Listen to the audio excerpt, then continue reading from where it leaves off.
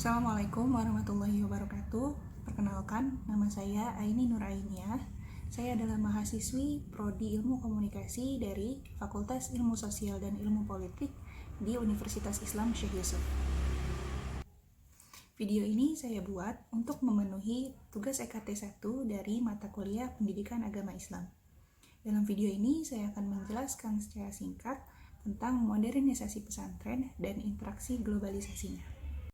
Oke, yang pertama kali akan kita bahas adalah tentang apa itu modernisasi. Nah, modernisasi ini jika dalam bahasa Arab diterjemahkan menjadi kata tajdid. Tajdid bisa kita artikan sebagai pembaharuan. Nah, sedangkan secara istilah, modernisasi adalah suatu proses pergerakan sikap dan mentalitas yang dimiliki oleh suatu masyarakat yang bertujuan untuk bisa hidup menyesuaikan dengan kehidupan yang ada pada masa sekarang ini. Jadi, segala proses perubahan atau penyesuaian yang dilakukan oleh suatu masyarakat, baik dari segi pendidikan maupun budaya, yang dilakukan dari tradisional ke modern, itu bisa kita sebut sebagai modernisasi. Baik, sekarang kita masuk ke penjelasan yang kedua, yaitu tentang apa itu pesantren. Nah, pesantren secara bahasa menurut Surgarda Purbarkawarja itu diambil dari kata santri. Santri sendiri itu diartikan sebagai seseorang yang mempelajari ilmu agama. Nah, kata pesantren ini dengan imbuhan pe dan an dapat diartikan sebagai tempat tinggal, di mana di dalamnya itu diisi oleh orang-orang yang belajar agama Islam. Tapi secara umum, pesantren itu diartikan sebagai lembaga pendidikan agama Islam yang metode pembelajarannya itu menggunakan metode non-klasikal, yaitu di mana seorang kiai memberikan pelajaran ilmu-ilmu agama Islam kepada para santrinya dengan berdasarkan kitab-kitab yang ditulis dalam bahasa Arab oleh ulama-ulama pada abad pertengahan. Nah, sekarang kita membahas tentang ciri-ciri pesantren. Pasti kalau misalkan ada yang menyebut kata pesantren, terlintas langsung di benak kita, di situ ada santri, asrama, kiai, pengajian, masjid, ya kan? Nah, memang itu ciri-ciri pesantren. Jadi ciri-ciri pesantren di sini yang saya sebutkan ada 5, ada kiai, santri, asrama, pengajian, dan masjid. Itu menjadi ciri-ciri utama di mana seseorang akan langsung terlintas ke 5 hal itu jika kita sebutkan kata pesantren. Nah, kemudian sekarang kita masuk ke metode pembelajaran. Metode pembelajaran di sini dapat diartikan sebagai suatu cara untuk menyampaikan suatu ajaran agar sampai ke tujuannya. Nah, masing-masing pesantren itu pasti punya metode pembelajaran yang berbeda-beda. Tapi yang paling membedakan adalah antara pondok pesantren salafiyah atau pondok pesantren tradisional dengan pondok pesantren modern. Nah, pada slide ini saya jelaskan perbedaan yang paling signifikan antara pondok pesantren salafiyah dan modern. Nah, yang pertama, kalau salafiyah itu biasanya dia lebih bersifat tradisional, ya, dan metode pembelajaran itu diselenggarakan menurut kebiasaan yang pernah ada terdahulu. Jadi tidak merubah pembelajaran yang dulu telah dipelajari. Nah, sedangkan pondok pesantren modern itu menggunakan metode pembelajaran yang hasil pembaruan yang menyesuaikan dengan metode-metode yang berkembang pada masyarakat di masa sekarang ini. Nah, setelah kita mengetahui tentang perbedaan antara pondok salafiyah dengan pondok modern, di sini saya akan jelaskan tentang bentuk-bentuk pondok pesantren. Nah, pondok pesantren itu secara garis besar dapat kita kelompokkan menjadi 3 bentuk. Ada salafiyah atau tradisional, kemudian ada khalafiyah atau modern, dan yang ketiga ada kombinasi atau campuran. Yang pertama di sini ada pondok pesantren salafiyah. Nah, ciri-cirinya dia menggunakan metode pembelajaran tradisional yang pertama, kemudian dia biasanya dilakukan secara individual atau kelompok. Dan biasanya pondok pesantren salafiyah ini lebih fokus pada kitab-kitab klasik yang menggunakan bahasa Arab. Dan yang paling terlihat adalah biasanya pondok pesantren salafiyah ini perjenjangan atau tingkat sekolahnya ini hanya berdasarkan tamatnya kitab yang dipelajari, bukan berdasarkan waktu seperti per semester atau ada per kelas dan segala macamnya, tapi dia lebih ke berdasarkan tamat kitab jadi yang dia pelajari. Kalau dia udah tamat di kitab ini berarti dia lulus, seperti itu. Kemudian yang kedua ada pondok pesantren khalafiyah atau modern. Karena khalaf ini diambil dari bahasa Arab yang artinya modern. Ciri-cirinya yang pertama pasti menggunakan metode pembelajaran modern yang sudah diperbaharui dan mengikuti perkembangan yang ada di masyarakat pada sekarang ini. Kemudian cirinya yang kedua ada satuan pendidikannya itu formal. Satuan pendidikannya formal seperti ada madrasah, sekolah, dan lain sebagainya. Kemudian di sini nih yang paling terlihat dia dilakukan secara berjenjang dan berkesinambungan. Jadi ada per kelas, kelas 1, 2, 3 berjenjang dan juga berdasarkan satuan waktu. Jadi dia biasanya ada per kelas, per semester, seperti itu.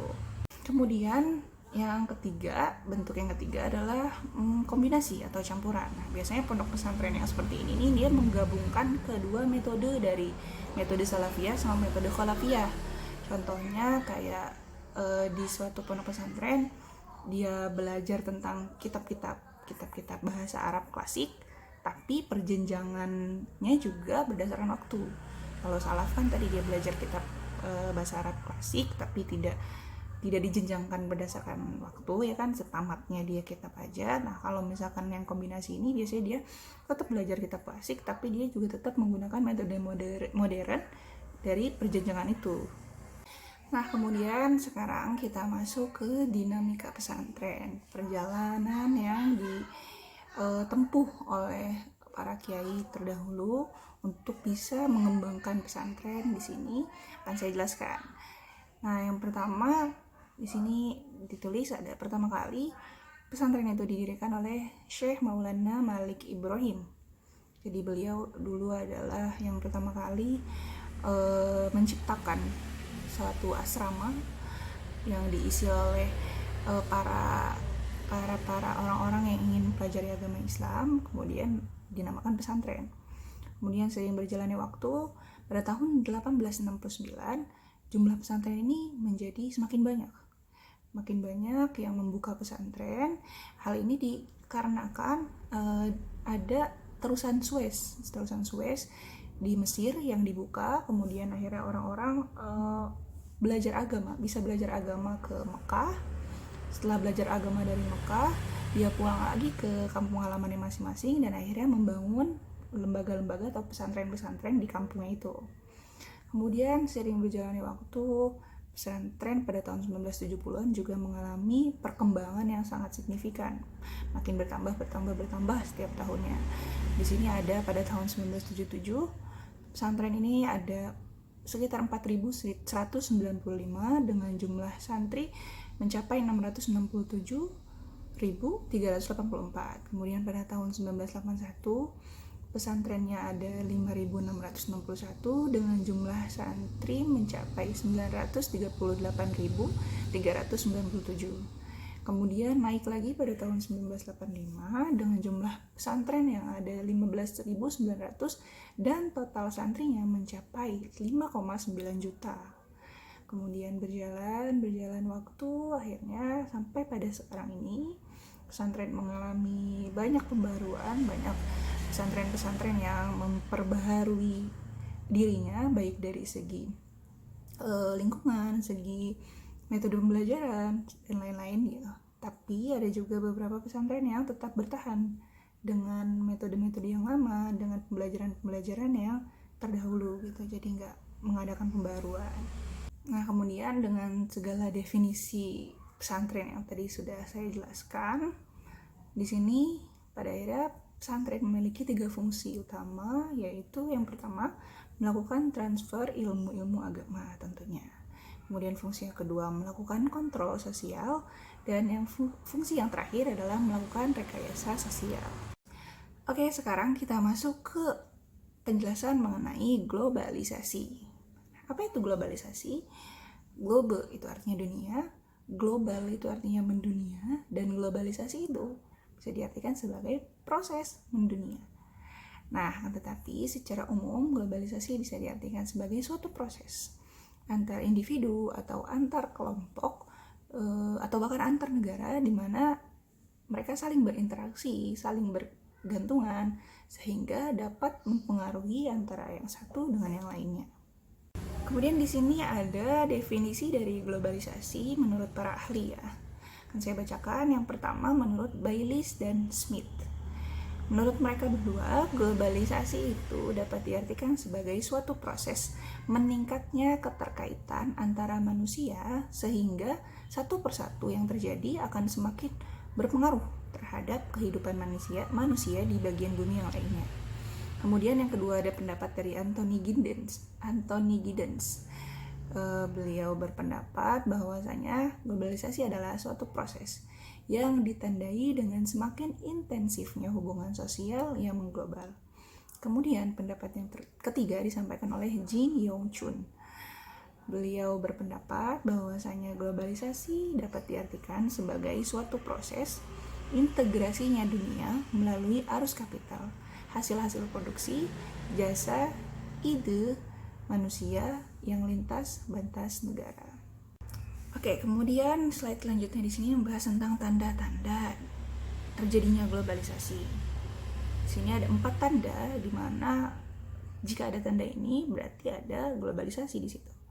Yang pertama, globalisasi ini sangat berkaitan erat dengan kemajuan dan inovasi teknologi. Jadi kalau ada teknologi yang maju atau ada inovasi-inovasi baru tentang teknologi, maka itu bisa kita sebut sebagai globalisasi. Kemudian tanda yang kedua adalah dia tidak lepas dari akumulasi kapital. Nah, semakin tingginya intensitas arus investasi, keuangan, dan perdagangan global. Tanda yang ketiga adalah berkaitan dengan tingginya intensitas perpindahan manusia, pertukaran budaya, nilai, dan ide. Dan yang terakhir, tanda yang terakhir adalah semakin meningkatnya ketergantungan antar bangsa dan masyarakat. Nah, kemudian karena dari tadi kita membahas tentang pesantren ya, tentang modernisasi pesantren tadi sudah kita bahas, sekarang kita bahas tentang interaksi globalisasi yang dilakukan oleh pesantren. Di sini pesantren itu punya dua potensi kuat yang bisa membuat pesantren ini tetap bisa eksis di masa globalisasi ini, di era globalisasi ini. Ya, potensi yang pertama adalah potensi pengembangan masyarakat. Seperti yang kita tahu, pesantren ini memang dilahirkan atau diciptakan untuk memberikan respons terhadap situasi dan kondisi sosial yang dimiliki oleh suatu masyarakat. Pesantren itu digunakan sebagai tempat di mana kita bisa belajar agama Islam walaupun kita tidak memiliki uang yang cukup, ekonomi yang cukup gitu. Jadi pesantren ini memang diciptakan untuk menyesuaikan keadaan sosial dari masyarakat. Biasanya yang bermasalah itu tadi, keadaan sosial yang terganggu ekonominya. Jadi pesantren itu bisa membantu agar anak-anak yang ingin belajar agama Islam tetap bisa belajar agama Islam walaupun keadaan ekonominya tidak mendukung gitu. Karena banyak banget kita menemukan ya pesantren-pesantren yang gratis, pesantren-pesantren yang dibuka untuk umum tanpa biaya seperti itu. Potensi yang pertama, di pesantren bisa mengembangkan masyarakatnya. Kemudian potensi yang kedua adalah potensi pendidikan, di mana misi awal pesantren selain dilahirkan untuk memberikan respon terhadap suatu keadaan sosial dari masyarakat, dia juga mempunyai misi di mana dia harus menyebarluaskan agama Islam ke pelosok-pelosok Nusantara, ke berbagai negara, ke berbagai masyarakat yang khususnya yang berwatak pluralis gitu. Nah, kemudian di sini terdapat tiga alasan utama kenapa pesantren itu bisa punya peran yang lebih besar daripada lembaga-lembaga lain dalam hal pendidikan. Yang pertama, pesantren itu diisi oleh generasi-generasi penerus bangsa tentunya ya. Semua sekolah pasti diisi sama generasi penerus bangsa dong. Tapi pesantren ini mempunyai tingkat pendidikan yang tidak terbatas oleh waktu gitu. Nah, yang kayak gini nih bisa dijadikan benteng dalam menghadapi globalisasi. cocok banget nih untuk menghadapi globalisasi, bisa dijadikan benteng gitu. Kemudian yang kedua, alasan yang kedua adalah karena pendidikan pesantren ini memberikan keseimbangan antara pemenuhan lahir dan batin. Jadi di dalam pesantren ini kita bisa belajar agama dan bisa dapat juga pelajaran umumnya, pelajaran tentang sejarah misalkan, atau tentang geografi dan segala macam yang umum. Jadi nggak cuma dapat agamanya aja. Nah itu tuh sangat sesuai banget dengan kebutuhan pendidikan di era globalisasi ini. Jadi nggak cuma dapat ilmu-ilmu agama aja, tapi ilmu-ilmu umumnya juga dapat gitu. Kemudian yang ketiga, alasan yang ketiga adalah karena pesantren lebih mempunyai kesempatan untuk memberdayakan dan mengangkat masyarakat yang terkena diskolasi atau kaum marginal di kota-kota besar. Yang tadi saya bilang, potensi yang pertama itu kan untuk mengembangkan masyarakat ya. Nah, ini juga menjadi alasan kenapa pesantren bisa mempunyai peran lebih besar, karena dia bisa mempunyai kesempatan untuk membuat sumber daya manusia yang lebih baik, walaupun manusianya ini atau masyarakatnya ini memiliki gangguan-gangguan di luar kendali gitu, seperti tadi gangguan perekonomian misalkan, atau gangguan lingkungannya. Jadi pesantren bisa membantu memberdayakan itu dan mengangkat derajat para masyarakat itu. Nah, seperti yang kita tahu, terjadinya modernisasi pesantren tentunya diakibatkan oleh beberapa faktor ya. Ada beberapa faktor yang bisa mendukung perubahan dari modernisasi pesantren ini. Nah, di sini terbagi menjadi dua, ada faktor internal atau faktor dari dalam, ada juga faktor eksternal, faktor dari luarnya. Yang pertama faktor internal. Faktor internal itu terdiri dari kepemimpinan pesantren, kemudian ada sikap keluarga pemilik pesantren, terus ada sikap dan pandangan para kiai, ustadz dan santrinya, dan yang terakhir ada atau tidaknya kemampuan santri untuk berorganisasi secara maju. Itu faktor internalnya. Kemudian faktor eksternalnya adalah respon masyarakat, apakah responnya baik atau tidak terhadap perubahan itu. Kemudian ada bantuan dari pemerintah atau lembaga-lembaga modern lain dalam proses pembaharuan ini. Kemudian yang ketiga, partisipasinya masyarakat. Tentunya dong, gak cuma respon baik aja yang diperlukan, tapi juga partisipasinya. Dan yang terakhir adalah kajian agama yang datang dari luar untuk meningkatkan kualitas pesantren itu sendiri. Nah, kemudian di sini yang terakhir adalah tentang sikap terhadap globalisasi ini, karena nggak semua orang memiliki sikap yang sama dalam menghadapi globalisasi ini ya. Sini terbagi menjadi tiga sikap. Yang pertama ada kelompok yang menerima secara mutlak. Kelompok yang menerima secara mutlak ini biasanya punya ciri-ciri yang mereka terima-terima aja. Mereka nggak tahu alasannya apa, mereka nggak tahu efek dari pembaharuan yang akan terjadi kalau mereka lakukan itu, mereka ikut aja. Jadi benar-benar secara mutlak ikut aja. Ini kelompok yang pertama. Kemudian kelompok yang kedua, kebalikannya, yang nggak mau menerima sama sekali, menolak banget adanya pembaharuan. Biasanya kalau kelompok yang kayak gini tuh mikirnya pembaharuan itu malah akan merusak budaya yang ada. Kemudian yang ketiga adalah kelompok pertengahan. Nah, kelompok pertengahan ini kalau menurut saya ini lebih baik daripada kelompok yang pertama. Kalau kelompok yang pertama tadi dia menerima secara mutlak, ya udah terima aja gitu, tanpa tahu alasannya, tanpa tahu efek samping dari pembaruan yang ada, dia terima aja. Tapi kalau kelompok pertengahan ini, jadi dia akan meneliti dulu, sekiranya itu baik untuk kelompoknya, sekiranya itu membawa efek samping yang baik, maka akan dilanjutkan, akan dia terima pembaruan itu. Tapi kalau misalkan itu sekiranya akan merusak, sekiranya akan malah mengganggu budayanya, tidak baiklah pengaruhnya, maka dia tidak akan mau menerima, seperti itu. Nah, kemudian akhirnya kita sampai pada slide yang terakhir, yaitu tentang kesimpulan dari pembahasan yang telah saya jelaskan tadi. Kesimpulannya adalah setelah mengetahui dari modernisasi di era globalisasi ini, pesantren itu hendaknya tidak menutup diri dari perubahan-perubahan baik yang bisa meningkatkan kualitas pesantren. Seperti yang saya sebutkan sebelumnya, harusnya kita masuk ke kelompok yang ketiga tadi ya dalam menghadapi era globalisasi. Jadi kita teliti dulu, jika itu baik kita terima, jika tidak ya kita tolak gitu.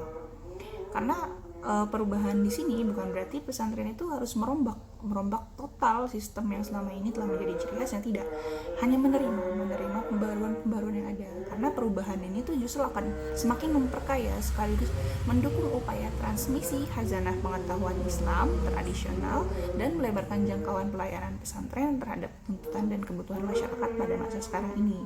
Jadi menyesuaikan seperti itu. Nah, akhirnya kita sampai pada akhir video. Cukup sekian yang bisa saya sampaikan. Semoga bermanfaat untuk semua pendengar, penonton. Terima kasih atas perhatiannya. Saya ucapkan wassalamualaikum warahmatullahi wabarakatuh.